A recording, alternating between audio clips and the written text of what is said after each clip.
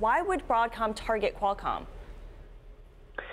I think this deal makes a ton of sense, and we've written before that Qualcomm has likely wish list for many years, and it makes sense for a bunch of different reasons. Number one is scale. They'd be getting roughly $30 billion in revenue. It would be highly accretive to EPS. That's second. And then third, it would be very strategic. Both companies have a significant presence in smartphones. The major trend in smartphones continues to be to add more bandwidth, and Broadcom's a leader in RF, Qualcomm's a leader in modem technology, and both of those things are, I think, critical to doing just that, adding more bandwidth into smartphones.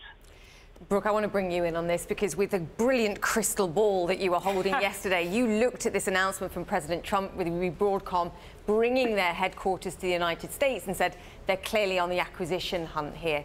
That's got to make doing a deal like this far easier, surely. It certainly does. And so Broadcom is actually still in the middle of trying to get a deal done. It's trying to buy Brocade Communications for $5.9 billion. And that deal is held up at CFIUS right now. And so a lot of people, when they came out and said, oh, actually, we're going to be a U.S. company, said, could this have something to do with getting approval for the Brocade deal? And then I think you have to wonder, this is a company that's been extremely acquisitive, among the most acquisitive chip makers we've seen. And chip making is a very acquisitive industry as it is.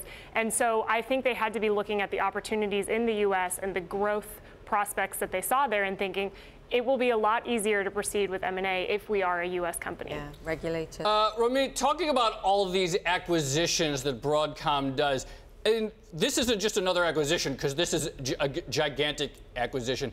Does it create any integration risks or execution risks that other deals like, say, a Brocade wouldn't pose?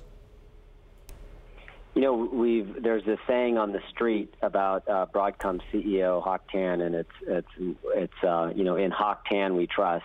He has a phenomenal track record, and those of us like myself who have followed him for more than 10 years just see an impeccable track record of merger integration. This would be obviously the largest deal in the company's history, but I think that the market would give him the benefit of the doubt.